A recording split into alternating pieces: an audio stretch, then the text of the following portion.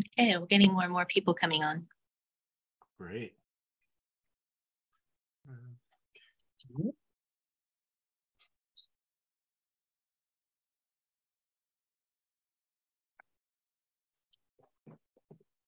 Welcome, everybody. I'm going to be starting here in about 4 more minutes, and we will get this show on the road. Thank you, everybody.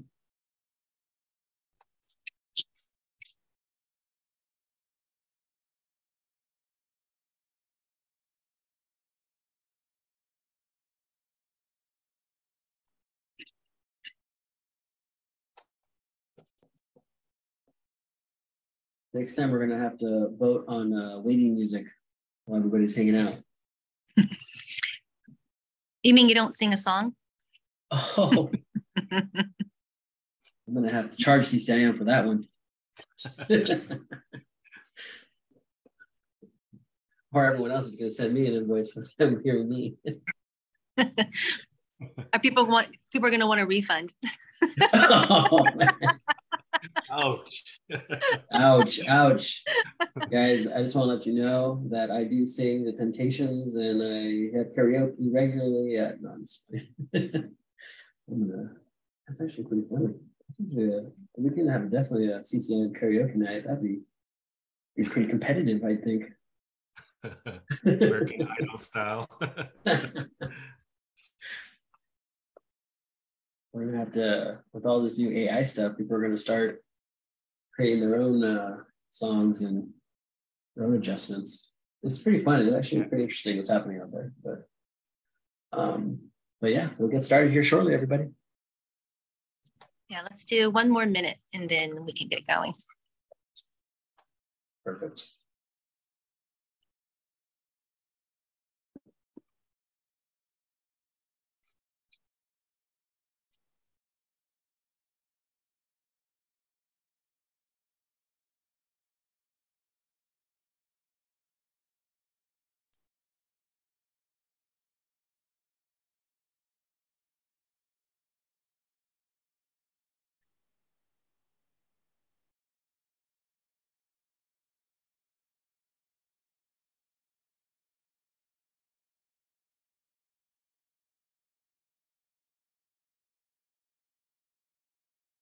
All right. Okay, let's get started. Welcome, everybody. Welcome to CCM Greater Los Angeles chapter. Today, we have a very special webinar for you. My name is Linda Lee. I'm the current 2023 chapter president for CCM Greater Los Angeles. It's my honor to introduce to you our speaker for today's event. But before we do so, we would like to thank our following sponsors for our chapter, which includes CoStar Group, RPM, 10X, CJM, Coldwell Banker, EXP Commercial, Advanced Group, Property Inspections, Kidder Matthews, Capital Direct Funding, LBC Capital, Alan Mackins. And today, moderating the webinar will be Francisco Williams. And it's my honor and pleasure to introduce John Jung, who is the co-founder and CMO of Brickwork. And he is going to be talking to us today about California state housing bills and how to unlock more development transactions with Brickwork. With that said, John, take it away. Thank you so much, Linda. Thank you, Francisco. I think we were talking right before that it's been about 3 years now since our last webinar together. That was at the height of COVID and developing in the COVID environment. It seems so long ago now. Right. And for those of you who don't know, we actually started our first webinar with John in 2020 as we had an in-person event planned in March of 2020, and we had to pivot because of all the shutdowns, the shock and awe of everything. But we were still committed, and we wanted to really bring value to our community. As everybody already knows, deals kept going, and if not, things got crazier. Well, this is a new and different environment. as many of those who have experienced the marketplace in the last, I would just say last week. It's been pretty interesting.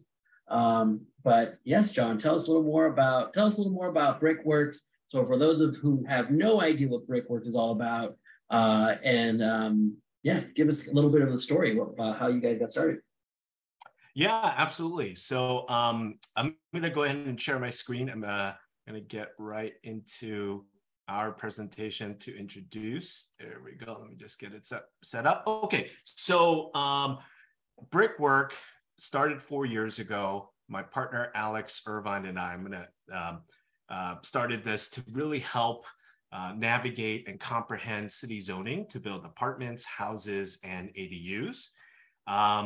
My partner Alex runs Irvine Associates. They're a land use consulting firm out of downtown Los Angeles. That's where all of this information is coming from, because his firm is helping to entitle multifamily projects and get them permitted through the city. And obviously there's a lot of red tape. There's a lot of overlays with the zone. And so his team is kind of the backbone of Brickwork. We just felt instead of there needed to be and continues to have a need for initial due diligence, right? How many units can you build? Are there any overlays? Are there any state housing bills that we could take advantage of? And hence this presentation here. So just quickly, we are not building enough housing. This number is now closer to 1 million. In California alone, Freddie Mac is saying there's 3.8 million, but I've seen figures as high as 5 to 6 million. So, we don't have enough housing. And so in our viewpoint, a lot of the barriers, there's plenty of barriers to entry, but one of them is highly localized, outdated zoning laws that really are politicized, YIMBY, NIMBY. It shouldn't be. Housing should not be politicized. And they create this myriad of rules that is difficult to understand and super time consuming to get through. Obviously, we were just talking about COVID and how that, disrupted housing as well. Supply chain crisis, labor shortage, increasing the cost, continued to do so. But this problem was already, in the works. And so it only exacerbated the issue. So as I had mentioned, we are land use experts. So this is why for 4 years, a lot of the top commercial brokers and developers continue to use our reports for the initial diligence, because we know what the zone and the code allows to do. We're actually in the middle of our community round that we funder, quick plug there, that we're building out a map to automate this. For 4 years, you give us an address, we gave you the report, and we provided email answers to your questions, right? But now we're excited to build 2 maps, one for SB9 and one for infill development, which just automates this. So you could just click on the parcel, not wait for our reports, and it will be printed PDF, and you could move forward from there. So super excited about that. One last thing, or quick thing I want to mention, Brickwork was created to help brokers close more deals. That was the premise of Brickwork, right? And just to prove that concept, here's a project or a property that's sold with both listing and buyer's agents as Brickwork users, right? Lori Lustig-Bauer, who was at Francisco, our webinar back in 2020. Yeah. And James Doherty, who's also our user a long time. And James brought a developer from Chicago, so completely outside of LA City, and to be able to provide our report that showed what was possible. They were able to close this deal, I believe, in June of 2020. So during lockdowns, they were able to close this deal. So I always want to present this front forward, because the premise of Brickwork is really to help brokers understand, navigate zoning, so that you could just get developers interested in close deals. Okay, so let's get right to the heart of it. Real quick, before we jump into that, and again, I think people need to understand a little more about Brickworks in terms of, the type of platform that you have. I want to highlight that awesome. Brickworks, has a very structured approach of putting together information And again, this is my experience, John, and I know that you guys have, your reports, and I think that we want to dive a little bit into detail about that, because I think a lot of folks on the webinar, we want to make sure you guys know that Brickworks is, they put together a lot of land use information for the layman like me, so that I can understand, okay, what is all this? How do I know this is a deal? And I think what John really wanted to point out, which I'm hearing, and I want to make sure we highlight for our members, is that there are transactions out there that, again, having a little more information, having a tool that can help you navigate a complex transaction and make it simple enough so that your clients could actually make decisions, informed decisions. Obviously, they want to be able to turn a profit for these transactions. And in that case, I think I remember when we were talking with Lori on our webinar, and she articulated the process of how they did it. Very easy to use platform, very easy information to take and share with clients, and for them to take to their architects, to their trusted advisors in a cost-effective way. And that's the key thing here too. I want to highlight that there was a cost effectiveness to doing this due diligence that didn't require a series of reports. For those of you in development, you guys know you need soils, you need all these different things to be able to put together. Obviously, those are all needed, but I think on the initial stage when we're doing acquisitions, to again model out and see what's possible based on the codes and so forth. Brickworks, even helped me with a few ADU projects, and it continues. We still use Brickworks today. But again, just wanted to make sure that our membership knows that's exactly how that played out. But I would love for you to talk more about the different housing bills, because we definitely had many bills pass, and I'd love for you to talk more about them. Go for it. Thank you so much, Francisco. Yes, so I'm gonna just high level go through 3 bills that I think can be utilized by developers and obviously brokers to help the developers locate these properties. Let me go through the first one here. So AB 2334. Just passed and is effective this year. It adds to the state density bonus law to define base density and provides additional breakdowns for the 100% affordable areas in low transit areas. So the key point here at high level is there are existing discrepancies between the inherent zoning, the land use designation, and the specific plans in cities.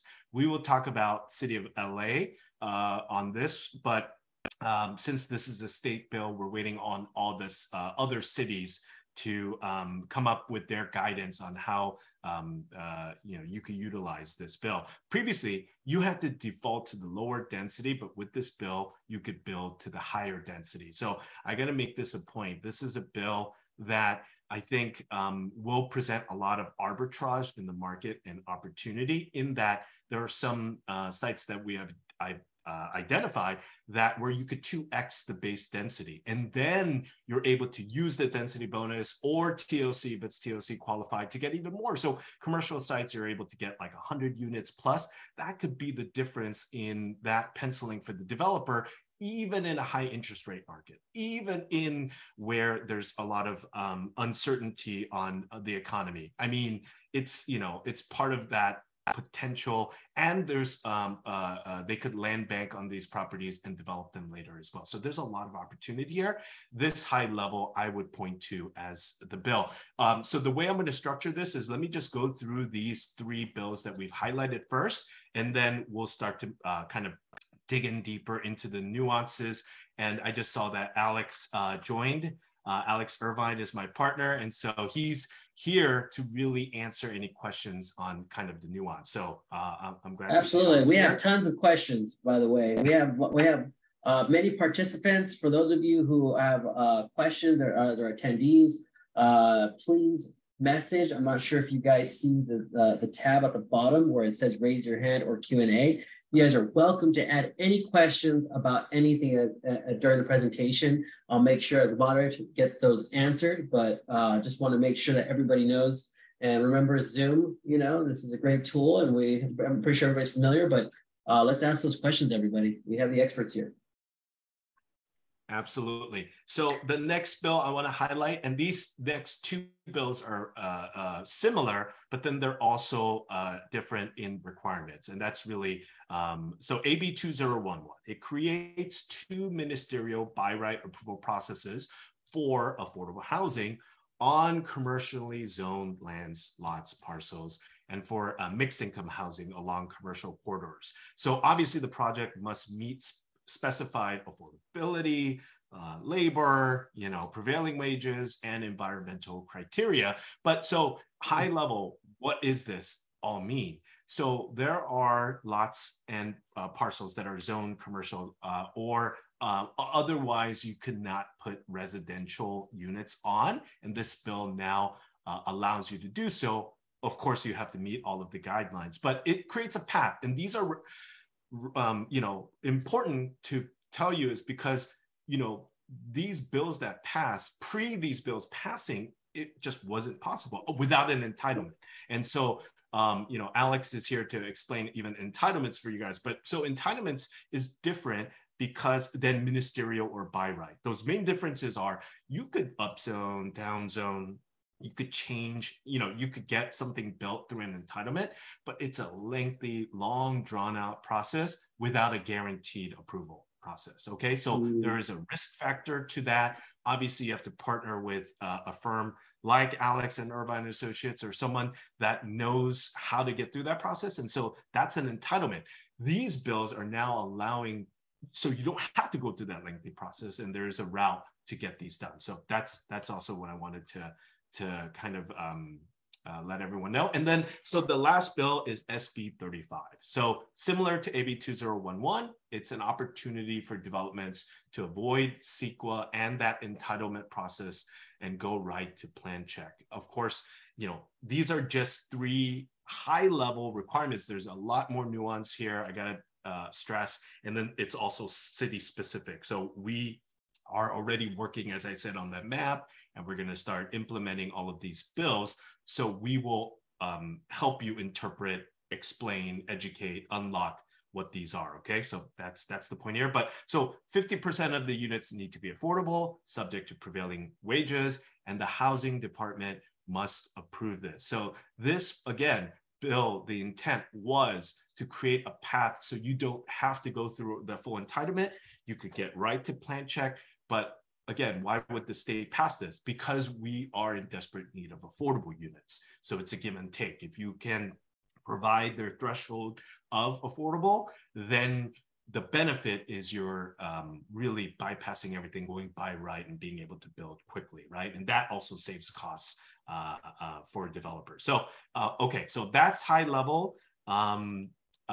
Definitely available to answer any questions. One last thing, actually, the report, Francisco, you mentioned, let me just share my screen real quick again. I just want to, so when you said the cost of our reports, yes, I forgot to mention. So if the only other route to this information are land use consultants, land use attorneys, but they're not there for the initial diligence. They're really for a deeper analysis for developers. Once they've decided that they want to build on that project, we just felt there was a void in the market for, wait, I'm a broker. I'm trying to, market my listing to developers. You mentioned Lori and other brokers.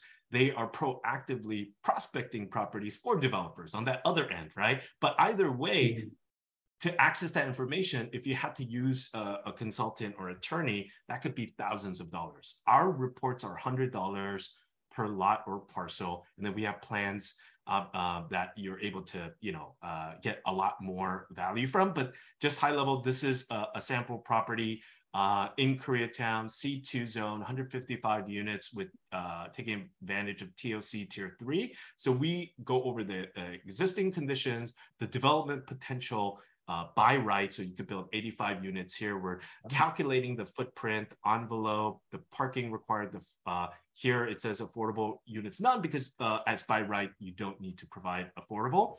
And then whether utilizing TOC or the state density bonus program, you're getting a bump up or a bonus of floor area. And obviously which creates a much bigger envelope to build units, and you're getting 155 units on this property. And this is just TOC. The state bills that I'm mentioning, especially AB 2334, is identifying even more bump ups. But last thing is the restrictions. This is the thing. This is the problem with cities, especially LA. There's a lot of overlays that you don't automatically know just because you know the zone and you kind of know how to calculate. All of that calculation goes to nil if there's overlays like a queue condition or a specific plan or ordinance says, oh, sorry, you can only build to R3, not R4 or R2, or you can't go this high, or the floor area is restricted. There's so many. We've done 2,800 plus reports in the past 4 years, and there's countless of these issues. So that's the value of our reports, is that we'll go through that and we'll let you know. We have some questions, actually. We have a couple questions. And again, this may go into a different segue, but two of them. One is the union and prevailing wage requirements. And again, I think this might be for Alex. They seem prohibitive, but the thoughts on mandating union labor, just from your experience. Right. So with the prevailing wage requirement, that does apply for both 2011 and SB 35. They both have the same or similar language, if not identical, in terms of construction. The thing about these projects is a lot of them, there's a lot of green mail, CEQA green mail happening where, these phony union groups will come out and challenge CEQA documents for projects and really push developers into some type of a labor agreement anyway, right? So with these assembly bills, at least you know what you're getting yourself into. I don't think that the bills specifically say union labor, but it is prevailing wage, right? And there's a local hiring component, I think, that also is mentioned in there. They're required. You have to factor them into the cost of your project if you want to use the ministerial option. And essentially, just to provide a little bit more information on these two assembly bills, because SB 35 has been around since, I think, 2017. It's been, I think, utilized more in recent years, just because of public knowledge. And 2011 is becoming effective in July, right? So the difference between the two of them, the biggest difference, is the amount of affordable that's required for these projects. For SB 35, you have 50% of your base density that has to be set aside as restricted low income, whereas 2011 is just your standard density bonus, unless you're also, if you're 100% affordable project, you get some additional benefits.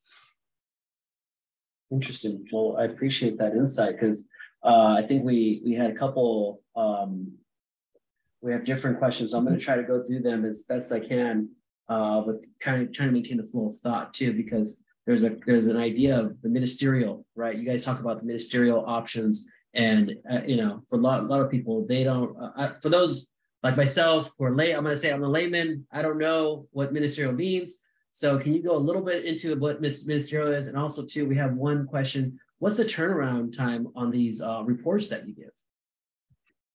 Yeah, we typically quote 24 to 48 hours.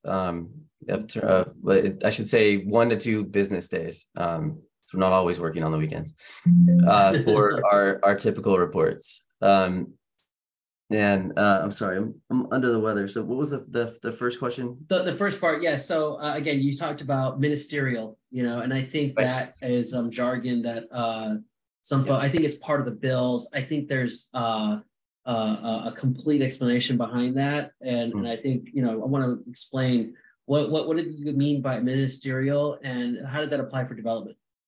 Yeah, so it's a great question. So ministerial means there's no discretionary entitlement action. So to give you an example, in the city of LA, almost any project over 50 units is going to require some type of discretionary action. That process can take anywhere between 6 months to 3 years, plus, depending if you have a significant amount of opposition. In the city of LA, back in 2016, Measure JJJ was passed. That's where we got the TOC guidelines, right? But also you have the zone change and general plan amendment provisions of JJJ, where it requires affordable and again prevailing wage construction.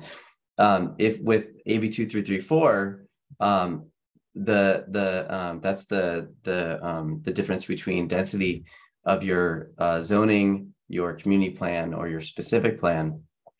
When there is arbitrage, you do not have to go through. In fact, the code says that that the cities are not allowed to go through a zone change or a general plan amendment to give you that density on your properties, right? So you do have that affordable component, but you don't have the time. There's a really big advantage, I think, and I process entitlements daily, right? That's what my firm at Irvine Associates does. To keep a project out of entitlements, there's no discretion involved.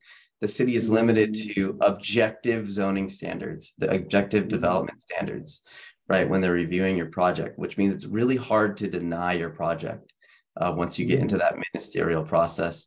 And it also does not require CEQA review as well, which is very advantageous for projects, especially when there's a lot of people going after projects. If there's opposition on projects, most of the time people target the environmental document, the CEQA document, to challenge that project, which can really cause a lot of delay. Wow, it's extremely great insight and understanding how this whole thing works. We have a question from another audience member. Do your reports show what the specific queue condition will be? Yeah, so that's what separates us from other groups that are similar. Is that we will go in. We won't just go in from the surface layer of the zoning. We'll go into the specific plan. We'll go into the queue conditions and identify how that might impact the project.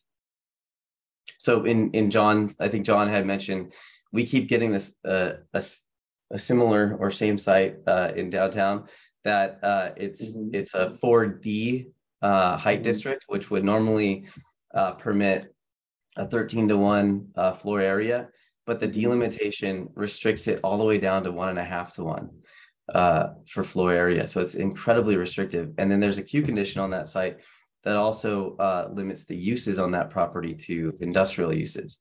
So even though on face value, you look at a property and you see, oh, it's commercially zoned, it's got a really high height district, but once you dig into it, or once we dig into it, we find what is really permitted and limited on the site, and then provide that information to you in our report. It's amazing. It's an extremely great insight for those of you who are in the development and, again, trying to figure out what to do with these projects. It's exciting. And with that, I think I'm going to have a combined question here. I think you guys, where have you guys focused a lot of your reporting and your efforts with the firm? And how do you guys see yourselves expanding? I think we have some folks that are from out of town, out of the state, and obviously we want to kind of get your plug for the future as well too. So, but go for it. Tell us more about where have you mainly done most of your reports? Yeah, so I think Alex, we're grounded in the city of LA, right? And that's on purpose. There's I think we're building 2 maps, and we're finding out there's 100 or so different zoning designations, height districts, multiple specific plans. So it's best to start in LA because all the other unincorporated cities have less different variations of zones and specific plans. But yeah, we're LA City. We've been for the past 4 years. But with that said, we've had a lot of reports within LA County. So we have delivered reports where there's a lot of demand in building, and the brokers have requested. So West Hollywood, right? Burbank, Glendale as of recent, but all over in LA County, and even now certain parts of Orange County. So I would point to, we've done reports for Santa Ana. We've are able to cover Irvine and some other areas. But the way we're going to expand is reports first, then map second. So right now, we're building these maps for the city of LA. And once we launch those maps, then we will start to expand, because again, even though from the outside looking in, oh, when are you guys going to be in Phoenix? When are, we're pitching, investors right now, and they're like, oh, Phoenix is booming with build to rent and infill and all the chip companies there. Why aren't you guys there? And so we're like, well, that separates us from our competition, is they are already there, but they're very surface layer zone, right? So wait, can I still build 150 units? No, because Phoenix is specific plan and they have their own overlay that this allows you or doesn't allow you. Those companies or platforms don't provide that. We really want to make sure that what we deliver in the report, you're able to do, if that makes sense. So we will start to expand out to the municipalities of LA, Orange County, but San Diego is right up on the list. So hopefully we're going to start to deliver reports in San Diego here very soon this year, and then up north in the Bay Area. That's exciting, extremely exciting. And, and again, I think I'm going to bring it back to the bills that you guys talked about, because there's a question specifically for a type of property. Is there any bill that gives the opportunity for parking lots to be converted into a TOC site? Again, that's one question, but I'll do a follow-up after that. I'll take that. So TOC is the transit oriented transit. Yeah, thank you. I'm confused with the TOR's definition that it's a different type of use. So that is specific in the city of Los Angeles, right? And as I mentioned, was created as a result of JJJ. So what we know, at least with and by parking lots, I'm assuming that you're talking about the parking zone, because in the city of LA there are a lot of outdated parking zones, right? And this zone is a way of the past. It used to be a way where the city would regulate setbacks and oversized buildings, and if you look at Zemus, you can see a commercial center where there's a commercial building, and that commercial building has a commercial zone, and then all around it is a gray parking zone.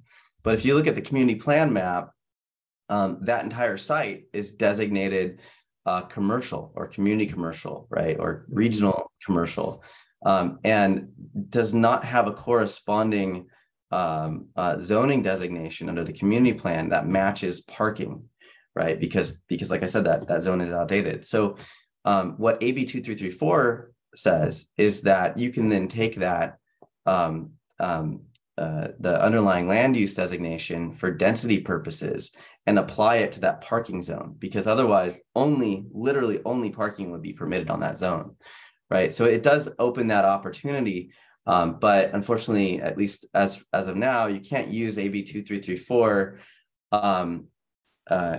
in conjunction with TOC, right? So it has to be only associated with the state density bonus. And I mean, we'll see how this plays out in practice. The other thing is with 2011, again, I don't think you'd be able to use it with TOC, but 2011 does create that ministerial process, and you can take that commercial site, you can take the parking lot site, as long as the site qualifies, right? You have to go through the checklist to make sure that site qualifies. And as long as you're consistent with all of the standards that are identified within 2011, you can then open that site up to a development opportunity. Great. Wow. So I hope that gives you a lot more clarity on parking lots. Oh, it's interesting. And it's very interesting to see and hear how you read one thing on Zemus, but then you look at different plans and different layers, in the city of LA, and there's, again, all these different layers that people even look at. So I'm going to change direction a little bit, and I'm going to bring up the economy. Again, we all know we just received our 6.4 inflation rate for last year, which is something that I don't want to be doom and gloom, but again, it's something to think about in terms of the yield requirements and the returns that our investors are now looking. It's really adjusting expectations for a lot of the high net worth folks, developers. Everyone's changing. Everybody needs to make more money, right? And I want to address that. I think that right now, when we look at some of these projects, we have the rising interest rates, we have rising construction costs. And again, some of them have plateaued a little bit, some have got better, some have gotten better. But again, we still have these burdens that in essence don't allow deals to pencil. And a lot of folks have come, and again, we've had events and some folks are like, well, I want to stay away from development. I don't want to touch development right now. It's not the time. But I think you guys have a different message to share. And can you guys talk about that and how we can use this platform and how can we really find opportunities? And if you can label the bills and processes, we'd love to know more about what you guys have to say about that. Absolutely. So AB 2334, we are our map that we're building right now that we're going to be launching here in the next few months will identify these arbitrage opportunities. So I think for developers, brokers that are listening right now or watching, if you follow kind of, when we launch this, we want you to be involved and have early access to it. These properties, cover the vastness of all the discrepancy within all of the zoning land use designation. And now we're incorporating specific plans. So for example, there's properties right now that are commercially zoned that we're already seeing that you could 2x base density on, and therefore you're able to get 100 more units. Now, that's huge. It's irregardless of, I think, the rising interest rates and current uncertainty in the economy and the cost to build. All of that, yes, agreed. But if you're now able to identify where you could put more density and units on, that's the difference maker. That's on the other side of that kind of equation where you're now doubling the income potential for that project, and it now pushes it to a point where you're getting a good enough return that you want to go after. So that's one example on a commercial. We're seeing sites, I believe, that are zone RD 1.5 that you could build to R5. There are properties that we've identified that are empty lots that, again, in the city of LA or even in, you have to get to 5 units by right then to utilize the state density bonus program or TOC. And so there were sites that you could only build 4, but with AB 2334, you can now build 5 or more, and therefore pushes it from 4 to 9 or 11 or, these variations of that. Whoa. Yeah. So you're saying, so I want to make sure we pause there for a second. So right now, you mean there are opportunities where people, again, are buying these 4-unit deals, and there's an arbitrage here to make a 4-unit into a 9-unit. Yes. Yeah. Okay. Yeah. Wow. And so this is why we're here, because we want all the CCIM members to know this and know that it's not all doom and gloom. There is opportunity, but the barrier of entry is still understanding the utilization. Is it in the city of LA only? Are other cities adopting it? Yes, agreed. This is kind of dynamic in that it's going to be a moving target, but we know that the bill passed, and we know the city of LA typically errs toward allowing you full adoption and utilization of that. So that's why we are working on this map. But yeah, brokers, developers, this is a huge opportunity because you're able to put more units, and there's firms, private equity, there's Blackstone and everyone that's on the news that will be buying up a lot of these properties. Even the worse it gets, the more aggressive they are, right? And so they're wanting to land bank. They're in the single family to 4 unit. So SB9 is a huge opportunity there. But even infill, there's going to, you present these properties to private equity firms and funds, not even developers. Yes, they will be on the buying end. But it takes the broker to go use our map, find those properties, and then ultimately do what brokers do best, which is just putting 2 and 2 together. Okay, I have this property.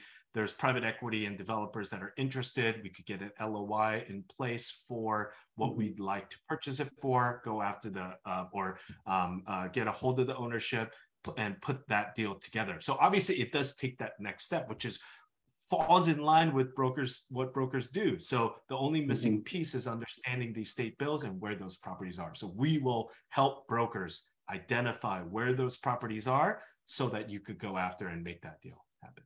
Perfect, perfect. And I do have a question because again, with all these requirements and what you're saying is, when you, again, I'm using the case study from 4 units to 9 units, are there any affordable requirements or are all these just regular units? No, they're so for AB 2334, in order to activate that provision, it's by utilizing density bonus, right? So you have to be a density bonus project to get to that 9 unit, right? 9th unit. But that percentage set aside is based off of the base density, right? So if it's rounded up. So let's say to qualify, you're doing 11% very low income, right? But that's based off of the 5 instead of the 9. I don't know if it would make much of a difference anyway, but then, and there's other tricks as well that we can identify, like adding ADUs into your project to gain more revenue and more units as well. This is why you need to set some time aside with John and Alex to find out what's going to work for your project. Because wow, this is exciting, you guys. I mean, if for those of you who are in the multifamily, who are looking for opportunities, and also we have a question: what is the provision called again for this? Like this investment strategy? The one that we're highlighting is AB Assembly Bill 2334 regarding the discrepancy. But one last thing I forgot is why I also chose 2011, and also Alex mentioned SB 35 has been a while, but it's now back because more people understand how to use it and it's at the forefront. Is one developer that we were talking to said, right now the opportunity is affordable housing. LA currently is under a state of emergency, right? As far as streamlining 100% affordable, you can get a project from beginning to end essentially in 90 days. I mean, that's what their target is right now, to get those projects fully approved, which is amazing. It's great. And then there's a lot of capital and a lot of funds right now that are focusing on 100% affordable. So that's also an opportunity. I think a lot of brokers typically shy away because of the complicated nature of, well, even if I have a listing and an affordable housing developer can close, are they relying on a low housing tax income credit? Are they waiting on a state or a municipal bond to get approved for us to close? Are these escrows getting extended just because they're waiting on the third party capital? Yes, agreed. Like, these are why some of these projects are difficult. But as you can see from these bills, now there's a path to go ministerial, which means go by right, which means cuts the time period of getting these projects approved. And there's more capital now and more, I think, political will funding 100% affordable. So, Alex could say there's a lot of market rate developers right now that are now interested in doing 100% affordable and wanting to know, okay, what do we need to do? What are these properties? What is the process? I'm interested now. So that's also a huge opportunity there. Perfect. And right we're getting close to the end right now. Can you believe it? It's already almost 10:45. My goodness, ladies and gentlemen. Time flies when you're having fun. So I want to give some lasting comments, some ending comments again, because right now we're getting pressed for time because we have another announcements and so forth coming up. But when it comes to now the world of development, and as you guys can see, all these new housing bills that are coming out, that have come out already. Can you guys comment on the state of California? If there's any new stuff coming out or anything we should be keeping our eye out for? Yeah, that's a good question. I mean, it's still early in the year. But there's from all the bills that were passed and effective for this year. I mean, there's a lot. There's a ton of bills that have impacts on what we're doing right now. 2097, we didn't talk about that at all, but that's the no parking within a half mile of transit, of a major transit stop. That's for residential and commercial, right? So I mean, that is huge for development. then there's, redefining a shared housing unit. There was an extension to a commercial development density bonus type project assembly bill that was passed this year. So, what I would say is book some time with us at Brickwork, and we're happy to walk through, these assembly bills, even chime in on what might be forthcoming. Abundant Housing is also a really good resource. I know a lot of people are members, but they track and lobby the assembly bills that are coming out for this year. Abundant Housing, you guys. We'll probably send that out on the link on the YouTube video, because we are streaming live on YouTube, everybody, and Facebook. So real quick, John, if you can put your information, if you guys have like a contact, if you put it post on the page, share your screen real quick. Guys, this is John Jung and Alex Irvine, partners here with Brickwork.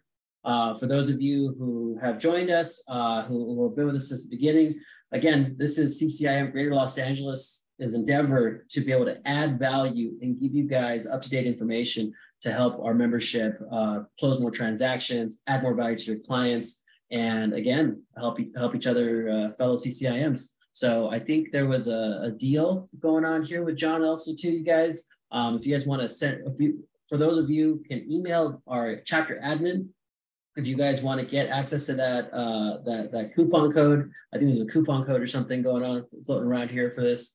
And we'll make sure we get that to you. But at the same time, thank you guys. If there's any lasting comments, Linda, yeah, or anybody? Francisco, just quickly, I'm going to share the slide deck with our contact information. Would love to schedule any sort of more deeper dives with anyone watching about these, because there's just too many bills that we just picked these three. There's plenty more in the pipeline. Builders remedy, we didn't get to talk about the whole legal battle with Huntington Beach and the state attorney general, Ron Banta. That's going to be interesting to watch. So please reach out to us. I will add our contact information in that deck that will get circulated to all the members. So thank you again. Fantastic. Thank you guys. Thank you, everybody. And then we'll go back to our slides, because we have some upcoming announcements.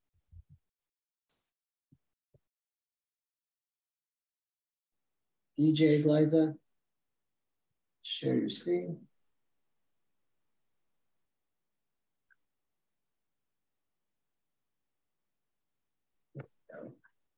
All right, ladies and gentlemen. So again, we have some upcoming events for our chapter. For those of you who have been involved with our broker forum, again, forum, it's not a forum, a little edit there, but again, March 15th, everybody, in person and in Zoom, we'll be able to give you guys information. Please message our chapter admin. We also, for those of you who, again, are concerned about the state of the economy and things that are changing, obviously there's some, you guys are hearing about defaults, bankruptcies, series of things happening in our economy. You guys need to learn more about receivership. And if you don't know about what receivership is, we are having our next webinar, March 16th, with a well-renowned receiver who actually sits on our board of directors. He is inundated with so many assignments that he has carved out an hour for us to talk about receivership and how brokers in our community can add value to those specific situations, because soon this is for business, this is for real estate, this is for a lot of, and it's in so many different verticals. For those of you who are in the commercial real estate business, you don't want to miss this webinar, okay? As you can tell, we add value with each one of our webinars. Again, thank you so much for our panelists today. We also have Foundations for Success. For those of you who do not know about CCIM, the designation, this is actually a foundational course that can contribute towards your elective credits, but also give you a complete overview of what the entire CCIM designation is about. I'm going from net present value, understanding IRR, analyzing all the product types, understanding market analysis. This is in essence a primer, a taste of all the different verticals of education that we have here at CCIM. And then once you guys have that course under your belt, you're going to want to sign up for CI 101, which is the foundational course for all the other advanced courses from our core programs. It's happening in person at the West San Gabriel Valley Association of Realtors, April 24th to the 28th. You're going to want to get signed up. There's limited space, and wanted to give you those announcements. And I appreciate everybody on this call. I'm going to go to the next slide, get you our chapter admin's information. And again, I want to thank our panelists for an amazing panel. And for those of you who are not members, become members.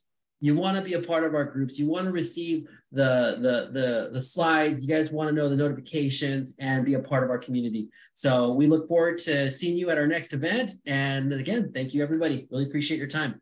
Hope everybody has a wonderful day. Thank you. Thank you, everybody. Thank you, John. Thank you, everyone. Thank you. Take care.